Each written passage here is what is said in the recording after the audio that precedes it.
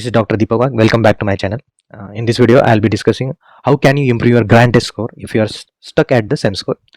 I got 570 marks in NEET PG 23 and I'm really sorry थोड़ा video को late हो गया because of counseling. And please like and subscribe this channel so I can make more videos like this. Now, so many aspirants ask me question about the grand test, so I made a FAQ on the grand test and I'll be discussing the question wise manner. Why grand tests are very important and when to start giving grand test. I think grand test is the basic platform to apply your skills and the knowledge. I think it is very important to know that giving exam is very different from reading 19 subject. So you have to practice the exam giving skill. So the grand test, here comes the grand test. So grand test will give you the basic idea. Next question is the frequency. I think मैंने बहुत सारे video में आपको बताया frequency. If you are still in your first reading, so start giving grand test at 15 days per 15 days या 20 days कर सकते हो आप आपके हिसाब से, आपके जो आपको लगता है. जो रिपीटर है और जिनका फर्स्ट रीडिंग हो चुका है तो I think the 10 days are best. And terms and condition है, so don't overthink on the scores और the ranks you get. I think the mid November तक आपको ये मिड नवंबर आई थिंक आप थोड़ा पूरा नवंबर तक मतलब आने के बाद भी थोड़ा नवंबर तक होने तक आपको ये ग्रैंड टेस्ट के स्कोर पे और रैंक पे नहीं जाना है. उसके बाद ही आप मतलब एक रीडिंग मतलब एक रिवीजन के बाद आपको सोचना है कि आपका स्कोर किधर आता है, आपकी स्टैंडिंग किधर है. The next question is that कि मैरो वर्सेस डैम्स जीटी. अभी तो बहुत सारे प्लेटफॉर्म आ चुके हैं कि आपको कंफ्यूजन और बढ़ता है. जैसे आपको चॉइसेस ज़्यादा मिलते हैं तो कंफ्यूजन और बढ़ेगा. मुझे लगता है I use to give Marrow grand test because it has a smooth interface. आपको पता चलता है कि करेक्ट रॉन्ग गेस कितने किए हैं आपने, क्या है. अब मुझे लगता है कि अभी वो इंटरफेस सभी ग्रैंड टेस्ट में आ चुका है. तो मेरे हिसाब से जिन ग्रैंड टेस्ट को वीडियो सॉल्यूशन से दे आर बेटर बिकॉज आपको एक ग्रास्प हो जाते हैं. जैसे आप सबको पता है कि वीडियो देखने से आपको ज़्यादा ग्रास्पिंग मिलता है. The next question is how to give grand test. The grand test is the mock drill of your exam. So मैं हमेशा ग्रैंड टेस्ट के पहले 12 बजे सोता था. उसके बाद 6 या 5 बजे उठ के नाश्ता विश्ता करके मैं 9 बजे सुबह 9 बजे लैपटॉप खोल के ग्रैंड टेस्ट देना शुरू कर देता. मुझे लगता है लैपटॉप पे या आप कंप्यूटर पे जहाँ भी दे सकते हो दे दो because it will give the simulation of the real exam. नहीं है तो टैब है अपना, टैब जिंदाबाद. तो बाकी 9 से 12 तक मेरा एग्जाम होता था. फिर मैं 1 बजे खाना वाना खा के 2-3 बजे तक आराम करके फिर उसी दिन उसको रिव्यू करते थे ग्रैंड टेस्ट. सो जिस दिन आपने ग्रैंड टेस्ट दिया है try to review on the same day. और मुझे लगता है कि उसी दिन रिव्यू करने से आपको बेटर रिजल्ट आता है. Now everyone knows that 200 question रहता है. I think grand test is the 200 MCQ marathon. So NEET PG हो, FMG हो and even the INICT has the 200 question. But the time frame वो टोटली सब्जेक्टिव है.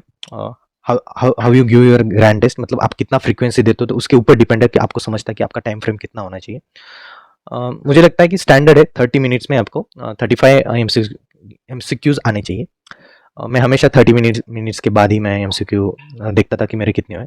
If you are getting 70-80 MCQs in 30 minutes I think वो बहुत ज़्यादा fast हो रहा है. मतलब आपके सिली मिस्टेक बढ़ने के चांसेस है.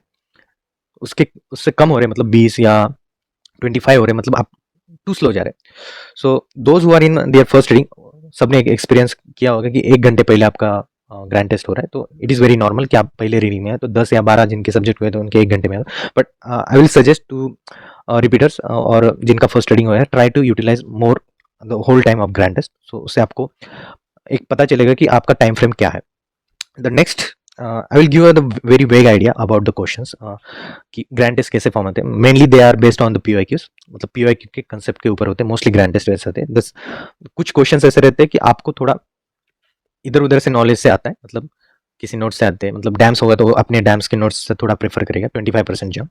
मैरो है तो मैरो थोड़ा अपना क्वेश्चन बैंक से डालेगा questions. But most of the questions PYQ के कंसेप्ट के ऊपर रहते हैं. 3 क्वेश्चंस मेनली 3 क्लासिफिकेशन रहते हैं क्वेश्चंस के. फर्स्ट लॉन्ग क्वेश्चन रहता है जो कि उसमें रामायण महाभारत रहता है बट लास्ट क्वेश्चन में उसका आंसर रहता है. लास्ट लाइन में उसका एक क्वेश्चन रहता है उसमें आंसर रहता है. I think second is the one liners और इमेज क्वेश्चन रहते हैं. डायरेक्टली वो पूछते हैं क्या है क्या नहीं हो, वो तो सबसे ईजी रहते हैं. Third is the conceptual question. कुछ डायग्नोस्टिक फीचर देंगे, कुछ इन्वेस्टिगेशन देंगे, एनाटॉमी रेफरेंस या बायोकेमिस्ट्री का रेफरेंस या फिजिक्स का रेफरेंस देके वो आपसे कुछ तो डायग्नोसिस निकलाएंगे. मतलब उससे निकलने के बाद वो कुछ ऐसा क्वेश्चन देंगे कि ड्रग ऑफ चॉइस या उसका ट्रीटमेंट के बारे में या ट्रू और फॉल्स ऐसे कुछ क्वेश्चन देंगे. थोड़ा वो कंसेप्चुअल रहता है. एंड एवरी क्वेश्चन को एक डिफरेंट टाइम फ्रेम लगता है. मतलब लॉन्ग क्वेश्चन को आप कितना टाइम देते हो या कंसेप्चुअल के लिए कितना टाइम लेते हो, इसके ऊपर आपका पूरा ग्रैंड टेस्ट इंपॉर्टेंट रहता है. अभी तक मैंने आपको ये बताया कि ग्रैंड टेस्ट कब देना है. फ्रेमिंग ऑफ ग्रैंड टेस्ट कैसा रहता है वो बताया, बेसिक क्या रहता है, क्वेश्चंस कैसे रहते हैं वो बताया, और टाइम फ्रेम कैसे मैनेज करना है वो भी बताया। द नेक्स्ट मेथड है कि आपको ग्रैंड टेस्ट देना कैसे है। मैंने अभी बताया कि odd man out strategy use करना है। तो first thing, read the options. Option से आपको ये पता चलता है कि मतलब ये क्वेश्चन किस सब्जेक्ट से बिलोंग करता है।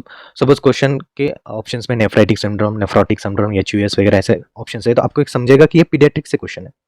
सपोज बैक्टीरिया के नाम है तो आपको ये समझेगा माइक्रो का क्वेश्चन है, या इसके ड्रग्स के नाम है तो आपको ये समझेगा फार्मा का क्वेश्चन। तो आपके दिमाग में एक कंफ्यूजन कम हो जाता है थोड़ा।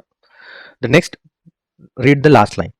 मोस्टली लास्ट लाइन में क्वेश्चन रहता है, उसमें नहीं रहा तो second read the second last line, उसमें भी नहीं रहा तो read the third last line, उसमें नहीं समझा आपको तो इससे आपको दो फायदे होते हैं। एक, क्वेश्चन लास्ट लाइन में ही होगा तो आपका जल्दी क्वेश्चन सॉल्व भी हो जाएगा, और सेकंड, लॉन्ग क्वेश्चन है तो आपको थर्ड लास्ट लाइन में पता चलेगा इसको वापस देखना है, मतलब इसको रिव्यू स्लॉट में डालना है कि नहीं डालना।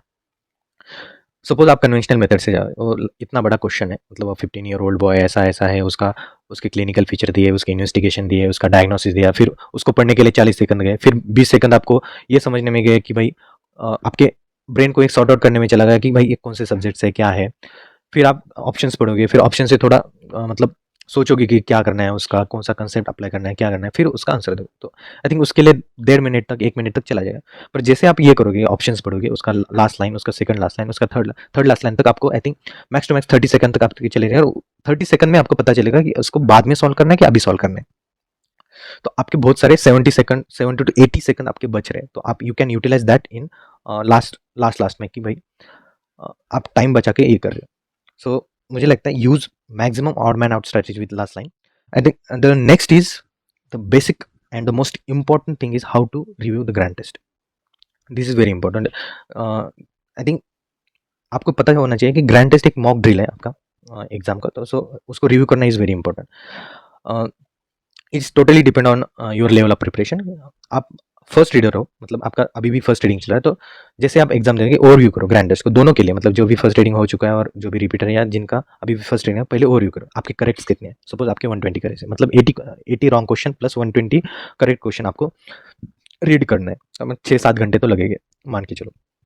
सेकंड, आपके रॉन्ग क्वेश्चन आपको पता चले, करेक्ट क्वेश्चन आप। थर्ड, आप इस पे ध्यान दो कि आपके सिली मिस्टेक कितने हुए, क्योंकि वो मैरो में आ जाता है कि आई थिंक अभी सभी प्लेटफॉर्म पे वो आने लगा है कि सिली मिस्टेक कितने किया है आपने, सिली मिस्टेक आता है। सेकंड, गेस कितने किया आपने। जिन अभी जो फर्स्ट रीडिंग में है, जिनके सब्जेक्ट बाकी है, सब 3 सब्जेक्ट बाकी, 4 सब्जेक्ट, और 4 सब्जेक्ट के 3 सब्जेक्ट सब गेस में डाल रहे हो। That's very clear strategy. भाई आपको नहीं आ रहा, आपको नहीं समझ रहा है तो गेस में डालो। तो वो गेस कितने करेक्ट आए, आपने 10 गेस मारे तो उसमें से कितने करेक्ट आ रहे, फिर आपने कितने चेंजेस किए और उसके बाद कितने करेक्ट आए, ये भी इंपॉर्टेंट है। सो ये ओवरव्यू करने के बाद थोड़ा बाजू लिखो रफ पेपर पे, जैसे आप अपना जीटी का कॉपी निकालोगे। हाँ, जीटी के कॉपी में हमेशा हमेशा ऐसे नहीं लिखना कि अभी ग्रैंड टेस्ट 1 लिखा है तो उसमें सब सब्जेक्ट, और बाद में आप रिवाइज करोगे तो उसके आप जैसे जैसे ग्रैंड टेस्ट दोगे 10-12 ग्रैंड टेस्ट हो जाएंगे आपके, तो आपको बहुत डिफिकल्ट जाएगा उसको सॉर्ट आउट करने के। इससे अच्छा है मेडिसिन के लिए पेजेस छोड़ दो, सर्जरी के लिए पेजेस छोड़ दो, इसके लिए ऐसे ऐसे पूरे 19 सब्जेक्ट के लिए ऐसे पेजेस छोड़ के चल ये करो। सपोज अभी आपके अभी मेडिसिन, फिर अभी सब्जेक्ट वाइज रिव्यू करना शुरू करना है। फर्स्ट, बहुत सारे लोगों ने आपको ये बताया होगा कि ग्रैंड टेस्ट देके फिर बाद में रिव्यू करना शुरू कर दो कि भाई नेक्स्ट 10 डेज में आप 2-2 घंटा। मुझे लगता है that is very bad strategy. जिस दिन ग्रैंड टेस्ट दिया है उसी दिन रिव्यू करना चाहिए। इसलिए हमेशा हमेशा ऐसे ग्रैंड टेस्ट दो जिनका रिजल्ट आ चुका है, आपको ग्रैंड टेस्ट का रिजल्ट जल्दी मिल जाए। मिड नवंबर तक ये रियल रैंक पता चलना चाहिए, कितने लोगों ने दिया है, ये कितना रैंक आ रहा है मेरा, कोई ज़रूरत नहीं उसके पीछे भागने की। मेन गोल है आपका स्कोर इंप्रूव करना। तो नवंबर तक आप सिर्फ आपका मेन गोल है स्कोर इंप्रूव करना। सो आपका ये गोल नहीं है कि आपका रियल टाइम रैंक कितना आ रहा है। सो सब्जेक्ट वाइज किया, सपोज आपका मेडिसिन हुआ है, लास्ट ग्रैंड टेस्ट में आपके सपोज 25 क्वेश्चन आए थे, लास्ट ग्रैंड टेस्ट में आपके सिर्फ 16 करेक्ट आए। इस टाइम 25 क्वेश्चन से आपके 20 क्वेश्चन करेक्ट, मतलब इंप्रूवमेंट है, ऐसा नहीं है कि इंप्रूवमेंट नहीं है, इंप्रूवमेंट है। तो रॉन्ग क्वेश्चन 5 रॉन्ग क्वेश्चन है, तो सपोज एक क्वेश्चन आया मरमर पे, तो मरमर पे आपका क्वेश्चन आया तो वो गलत हुआ, तो ट्राई टू रिमेंबर आपने एग्जाम देते टाइम, मतलब ग्रैंड टेस्ट देते टाइम आप क्या सोच रहे थे, उसके वजह से गलत हो रहा है। आपने कौन सा लाइन सोचा था कि इसकी वजह से आपने ये आंसर टिक किया और वो रॉन्ग हो गया। वो होने के बाद आगे टॉपिक लिखो, उसके आगे टॉपिक लिखो सीवीएस। आपको मतलब सीवीएस से थोड़ा प्रॉब्लम है, मतलब मरमर का उसके सब टॉपिक ब्रैकेट में मरमर्स। देन नेक्स्ट क्वेश्चन है, suppose it was on GIT, वो आपका क्वेश्चन हो गया। सेम कंसेप्ट रिट्रोगेट मैनर से आपको ये करना है कि आपने क्या सोचा था, क्यों गलत हुआ, उसका टॉपिक लिखना है। टॉपिक में सपोज जीआईटी में भी कौन सा है, आईबीडी पे गलत हो गया तो आईबीडी लिख देना आगे। ये होने के बाद सब क्वेश्चन होने के बाद go to the top 3 bottom questions. Top 3 subject आपने सपोज आप फर्स्ट रीडर हो तो आपको टॉप 3 बॉटम वाले सब्जेक्ट मतलब वो आ रहे हैं जो आपने पढ़े नहीं है, पर उसमें जो पढ़ा हुआ आ रहा है, सपोज आपने वो रीड किया है, सर्जरी रीड किया है, वो टॉप 3 बॉटम में है तो दैट इज़ वेरी बैड। आपको फिर से रिवाइज करना पड़ेगा उस सब्जेक्ट को, आपको थोड़ा अलग टाइम देके टॉप 3 बॉटम का फिर वही करना है। आपको सब्जेक्ट मतलब वो टॉपिक नहीं पता होंगे तो मुझे लगता है उसके लिए थोड़ा माफ है, आप उसको बाद में कर सकते हो। मतलब उसके सिर्फ रॉन्ग क्वेश्चंस देखो, करेक्ट क्वेश्चंस देखो, उसको पढ़ो। ये होने के बाद अभी जो रिपीटर है या जिनका फर्स्ट रीडिंग हो चुका है वो भी सेम करो, मतलब टॉप टू बॉटम तक आपको वही करना है। रॉन्ग क्वेश्चन देखने हैं, करेक्ट क्वेश्चन भी देखने हैं, सबके करेक्ट क्वेश्चन भी देखने हैं, उसमें भी देखो कि कई तुक्के से एक आधा तो करेक्ट नहीं है, वो भी देखना है आपको। और वो लिखते चले जाओ, आपके रॉन्ग क्वेश्चन है तो लिखते चले जाओ कि वो कॉपी में लिखना है। सेम आपको रिट्रोगेट मैनर से करना है, आपने क्या सोचा था, क्यों रॉन्ग हुआ, और उसका टॉपिक और सब टॉपिक लिखना है। ये सब होने के बाद अभी नेक्स्ट ग्रैंड टेस्ट आप कब देने वाले हो उसके ऊपर डिपेंड, आप 10 दिन में देने वाले हो या 15 दिन में देने।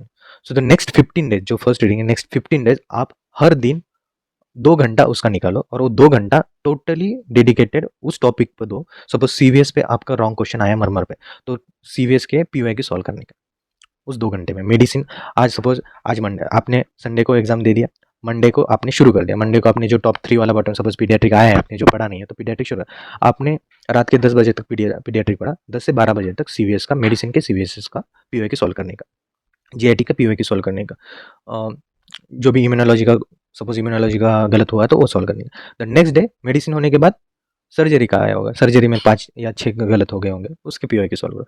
इससे अभी फायदा क्या होता है देखो, अभी जो नेक्स्ट ग्रैंड टेस्ट आएगा तो आपके 2 चीज़ें ये हो गई, आपके रॉन्ग क्वेश्चन क्यों गलत हुए आपको ये भी समझा, और द सेकंड आपके वो टॉपिक भी रिवाइज हुए जिससे आपके जिस टॉपिक से आपके गलत हुए थे, और पीवाईक्यू का भी रिवीजन हुआ उस टॉपिक का जो आपसे छूट गए होंगे, इसलिए गलत हो रहे हैं। मतलब 3-4 एडवांटेज आ रहे हैं आपसे, पीवाईक्यू रिवाइज हो रहे हैं, टॉपिक रिवाइज हो रहा है, एंड द सेकंड आपको गलतियां समझ रहे हैं। अभी बहुत सारे लोग हैं कि 1 या 2 ग्रैंड टेस्ट देके आप माथा माथा पकड़ते हैं कि भाई मेरा स्कोर नहीं बढ़ा। मुझे लगता है 6 या 7 ग्रैंड टेस्ट के बाद आपका स्कोर बढ़ना शुरू होता है। मतलब अभी अभी ऐसे रिवाइज करने के बाद ग्रैंड टेस्ट, ऐसे रिव्यू करने के बाद ग्रैंड टेस्ट स्कोर बढ़ता है। ऐसे नहीं कि आज ग्रैंड टेस्ट दे दिया फिर नेक्स्ट 7 दिन तक रॉन्ग क्वेश्चन देखे उसको लिखा और नेक्स्ट ग्रैंड टेस्ट के लिए पढ़ाई नहीं हो। पहले ग्रैंड जो भी नेक्स्ट ग्रैंड टेस्ट है उसके पहले ये पढ़ो जो रॉन्ग क्वेश्चन किए है, तो मतलब नेक्स्ट ग्रैंड टेस्ट में आपका थोड़ा स्कोर बढ़ जाता है। और यही करना है जो भी रिपीटर है वो। अभी द लास्ट क्वेश्चन है कि डज जीटी स्कोर और rank matter? I think it does matter but in a different way. मतलब डिफरेंट वे कैसे कि आपके कंसेप्ट कितने क्लियर हो रहे हैं, सेकंड आपका क्वेश्चन सॉल्विंग पावर कितना बढ़ रहा है कि आप कितने फास्ट सॉल्व कर रहे हो या कितने कंसेप्चुअली सॉल्व कर रहे हो। सेकंड कि आप स्ट्रेस कितना हैंडल कर रहे हो, मतलब कुछ कुछ ऐसे होता है कि लगातार लाइन से 4 क्वेश्चन नहीं आते तो स्ट्रेस बढ़ता है और उस स्ट्रेस से जो क्वेश्चन आता है वो भी गलत होता है, इसीलिए मिस्टेक से। सो द ग्रैंड टेस्ट, वो ग्रैंड टेस्ट इसलिए रहता है कि आप इससे इंप्रूव कर पाओ। सो ग्रैंड टेस्ट देना वेरी इंपॉर्टेंट, एंड मुझे लगता है ये फॉलो करो। Always try to review the grand test. And अभी एग्जाम मार्च में आपको पता चला कि आपको एक एडवांटेज मिला है, उन लोगों के लिए एडवांटेज मिला है जिन लोगों को टाइम नहीं मिला था ज़्यादा प्रिपरेशन के लिए। पर डिसएडवांटेज उन लोगों के लिए जो लोग ये समझ के पढ़ाई किए, मतलब उनका मुझे लगता है डिसएडवांटेज उन लोगों के लिए, क्योंकि कंपटीशन बढ़ने वाला है। कि आपको पता है 6 महीने में हो जाता है प्रिपरेशन, मतलब इनफ प्रिपरेशन हो जाता है कि आपको 5000 या 3000 तक रैंक आ सकते हैं, पर आपका कंपटीशन बढ़ेगा इसकी वजह से। तो मुझे लगता है this will really help you, try to revise, जैसे मैंने बताया वैसे रिव्यू करने का ट्राई करो, and please subscribe this channel. I think all the best.